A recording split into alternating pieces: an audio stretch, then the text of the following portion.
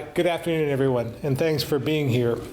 Today, I'm joined by Housing and Community Development Deputy Commissioner Nate Formulary and Angie Harbin from Downstreet Housing and Development to highlight the Community Development Block Grant Disaster Recovery Awards. Just over 2 years ago, many areas of the state were devastated by flooding we hadn't seen since Irene. During that time and for months after, we worked closely with FEMA, who were helpful in bringing immediate resources and support in the aftermath. But it was clear more funding would be needed to help mitigate the effects so future storms wouldn't be as devastating.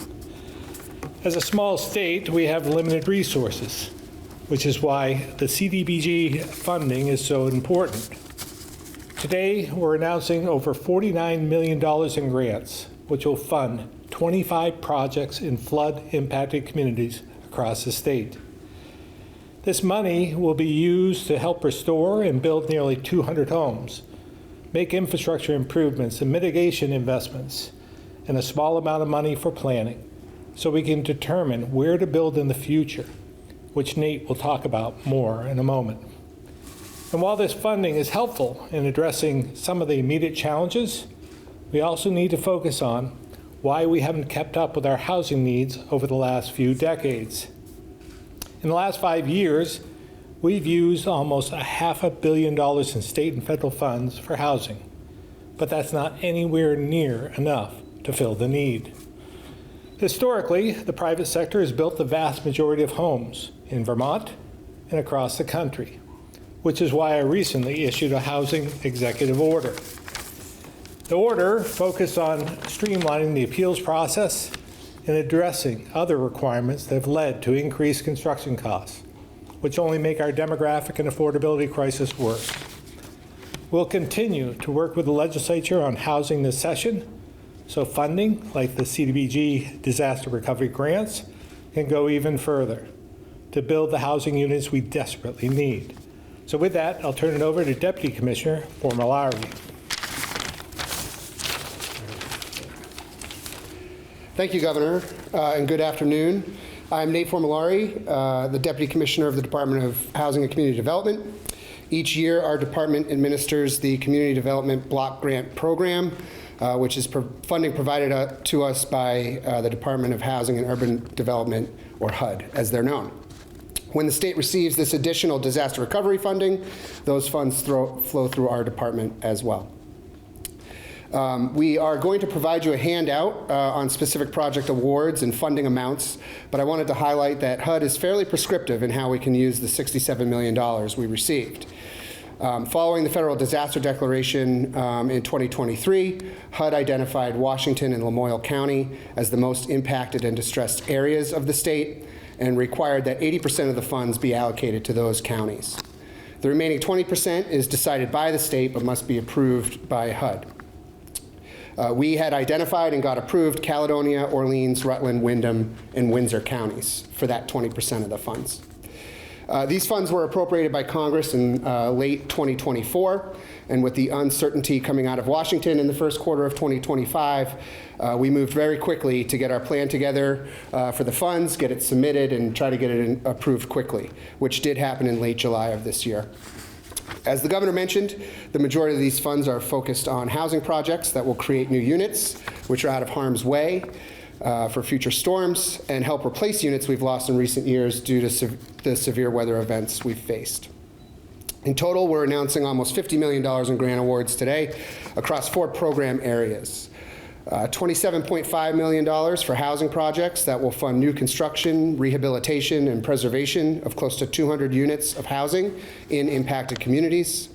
$13.3 million for infrastructure projects that will enable the reconstruction of resilient infrastructure, such as municipal well fields that serve a hospital, bridge upsizing, and brownfield remediation to enable FEMA buyouts to proceed. $6 million for mitigation projects that will include dam removal, floodplain restoration, or expansion that will reduce flooding in our historic downtowns. After these awards, $14.4 million remains. We will open a second round of funding for additional housing proposals with applications due in February of 2026 and awards hopefully announced by spring of 2026. These funds are available to municipalities, private developers, and nonprofit housing organizations, and more information on how to apply and application timelines can be found at accd.vermont.gov. To get to this day, where we are announcing the first round of awards less than a year from when the money was appropriated by Congress, was no small feat.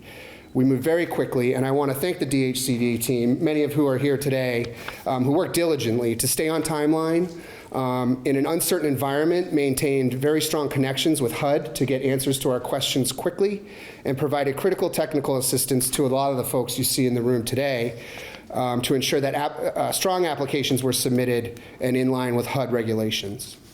I also want to take a moment to thank our congressional delegation.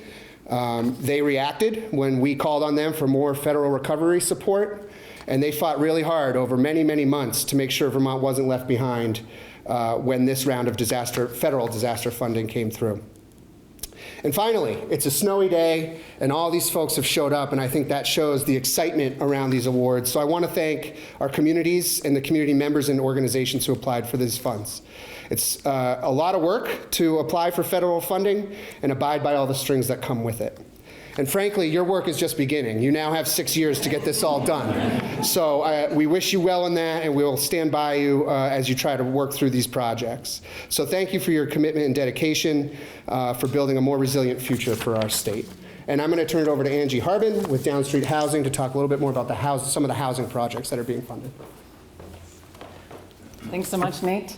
So good afternoon. I am Angie Harbin. I'm the Executive Director for Down Street Housing and Community Development. We serve Orange, Washington, and Lamoille counties.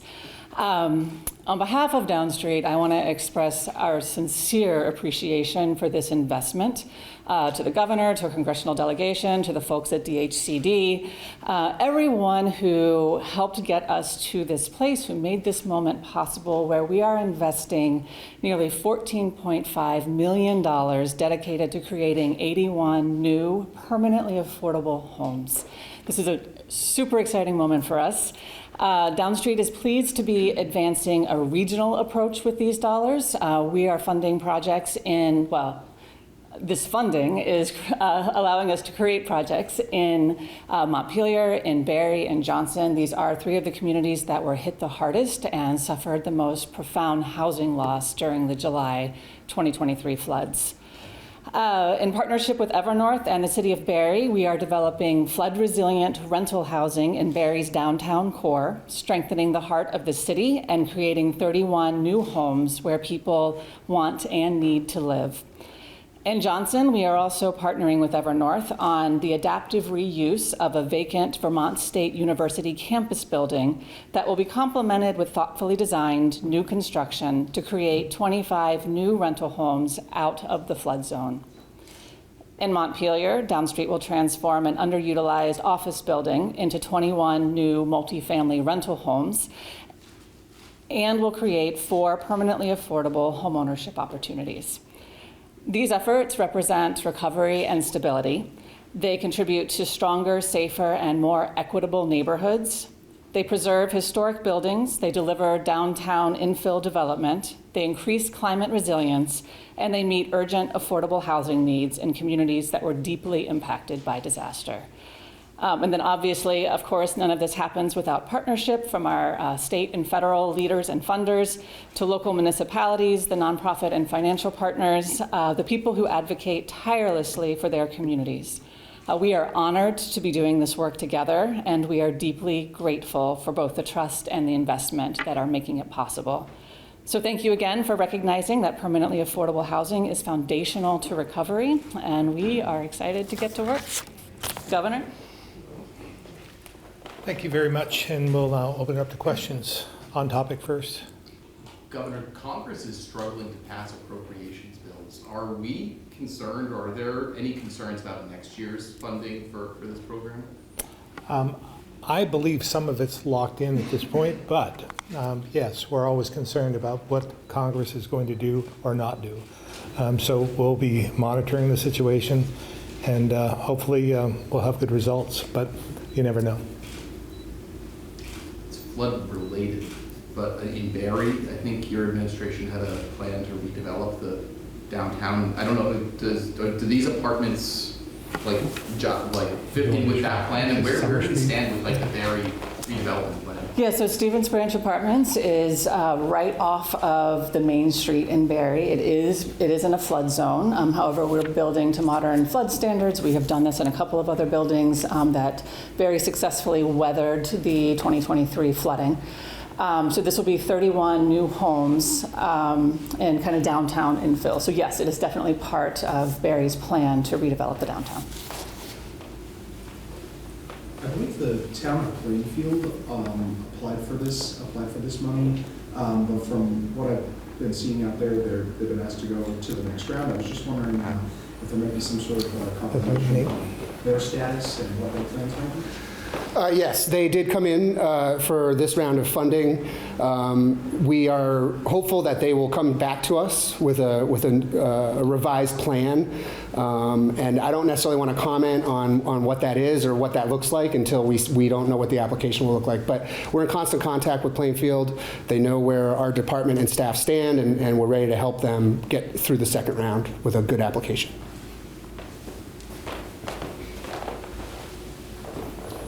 Separate housing question, if I could, and maybe Commissioner Farrell can weigh in too, but I know a few weeks ago, the folks that administer Section 8, the Vermont State Housing Authority, came forward saying that they've got a budget shortfall. I guess they're telling Rutland's Board of Aldermen that it's about $10 million is what they're going to need from the state legislature. What's your understanding of the health of our Section 8 vouchers? Yeah, I understand that they have an issue, and I don't know if Sarah Clark is here, but Secretary Clark might be able to answer this better than the rest.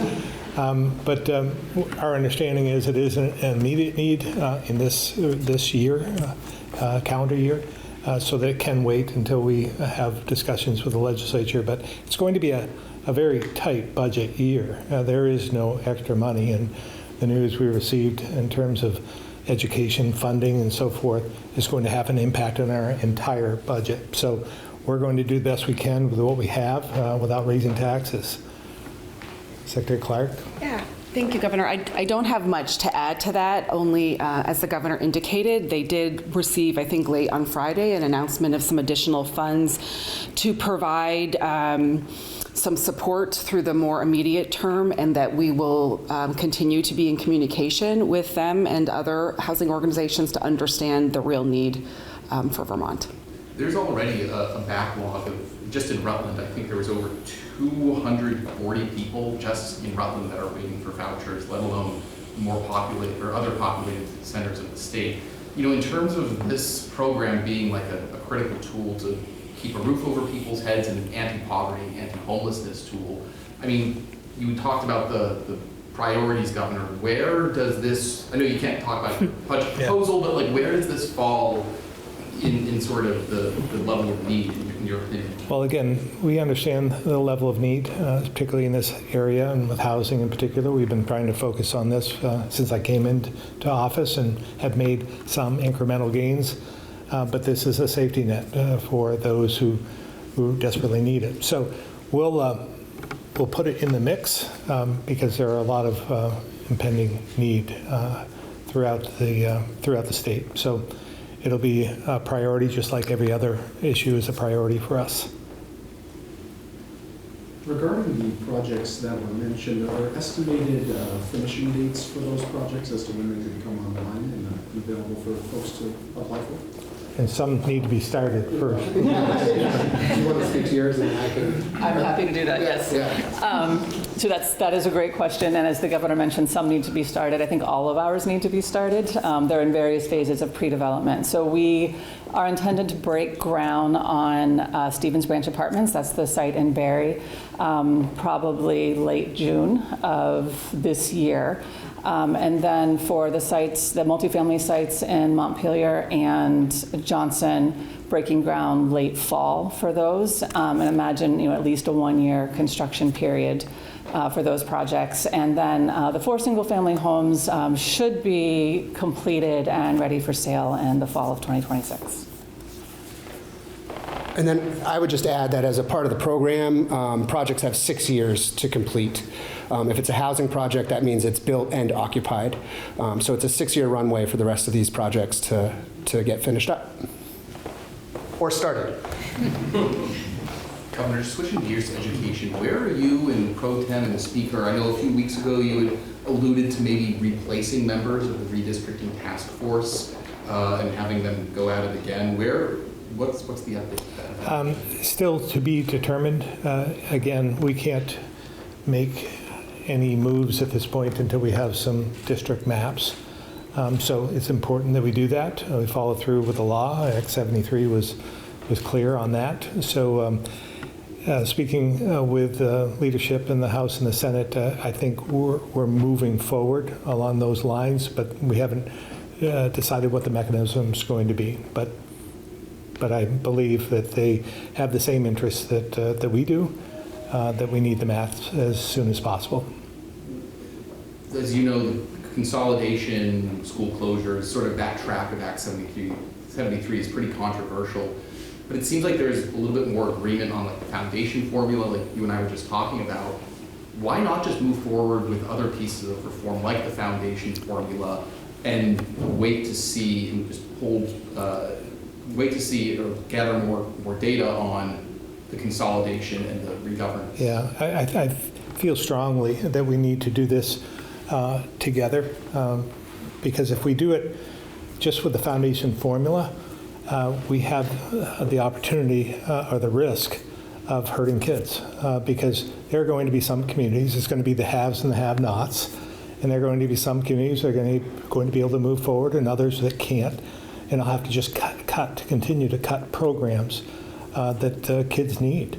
So this holistic approach that we've envisioned with Act 73 will allow for consolidation amongst many instead of individual from town to town or school to school. It's just not fair to the kids. Governor, I believe at the last briefing you did mention that there were some sort of map options from the previous session. How was that? Well, again, we submitted from the very beginning when we unfolded our plan, and that included five districts. So that is still, from our perspective, viable.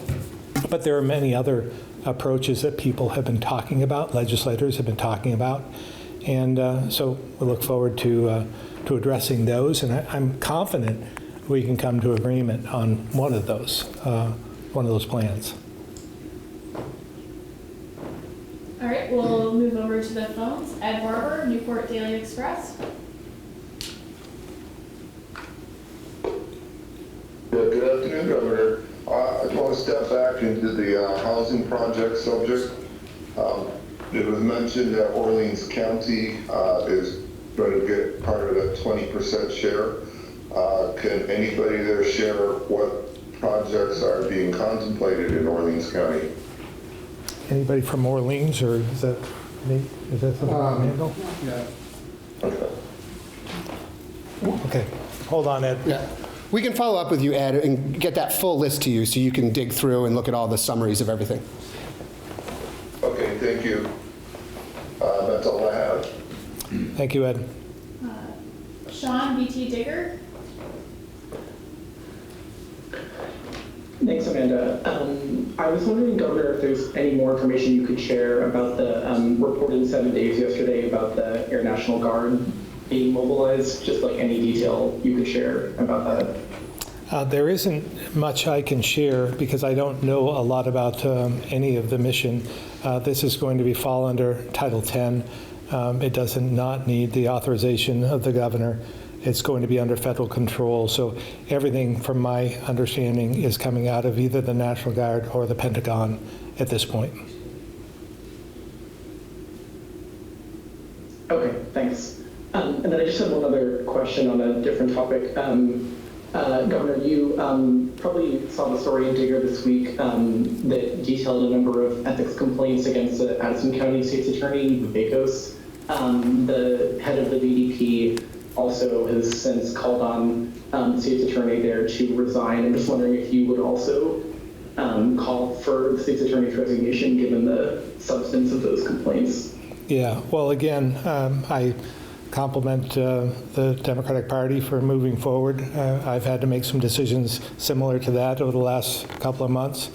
So it's something that I think they feel strongly about, and I believe that there is some merit to that. So I don't know if I have any say in this at all, but I do think that it's time to make a change. So I just to make sure I'm clear, you are saying that she should resign? I agree with the executive director of the Democratic Party. Okay, thank you. Tim, Vermont Biz. Nothing today, Amanda. Thank you. Thanks, Tim. All right, back to Ruth for any final questions. Have we seen any departures or turnover of state employees since the return to office mandate was set? I'm sure there have been, but not as dramatic as I thought there was going to be. I saw some statistics and graphs showing that actually it's down a little bit from maybe last year. So it's not, we have historical waves of people leaving, mostly due to retirements and so forth. But I was expecting more, and I don't think I've seen that. Secretary Clark, is that what you observed? That's correct, Governor. We are actually tracking fewer resignations versus the same time last year.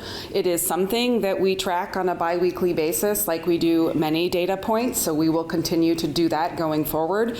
We are also tracking the number of applications that we are receiving for open job positions, and we are seeing more than we have, at least in recent history. So more people applying to be State of Vermont employees. How many open positions do we have right now? I don't know off the top of my head, but I can follow up with you, Calvin. So Governor, just quickly, the ACA premiums, I think a lot of Vermonters are getting notice from their insurance company this week, next week, et cetera, about skyrocketing healthcare costs for some. There's also the Medicare Advantage conversation that's happening. A lot's happening in the healthcare arena right now. Can the state do anything about this? Either of those issues? Yeah, it's more of a federal issue, is particularly one of those, both of them, really. So, you know, I understand the dilemma. I've talked about this before. When we had the shutdown, it was all over this one issue. And extending some of those benefits, I think, is important if they don't have a plan. As I said before, if you're going to let something sunset, as was in law, you should have a plan to fix it. So it just seems as though, again, Congress is kicking that can down the road, and people will be impacted and left in a space where they don't know what to do next. All right.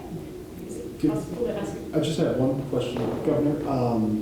You know, nationally, we're seeing a lot of increase in artificial intelligence data centers. Apparently, they've been taking up a lot of power and impacting ratepayers.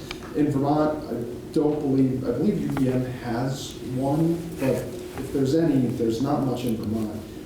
Have you heard about anything about some sort of AI data center potentially being built in Vermont or something like that?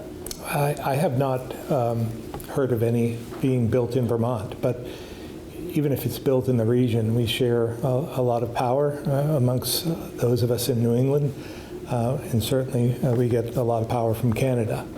So it's a concern that I've had for quite some time. I think I might have talked about this in one of the press briefings, but when I was at the National Governors Association meeting, we talked a little bit about AI, and I had Mark Cuban on, who was very bullish about AI and said we should proceed and, you know, not worry about any regulation, and then I got to ask a question. I asked, well, what about the power that it's going to take? Because you see the big companies like Amazon and so forth buying some of these plants. because they're going to be running these big data centers. So again, that impacts all of us because we need more power as we electrify, move away from carbon emissions.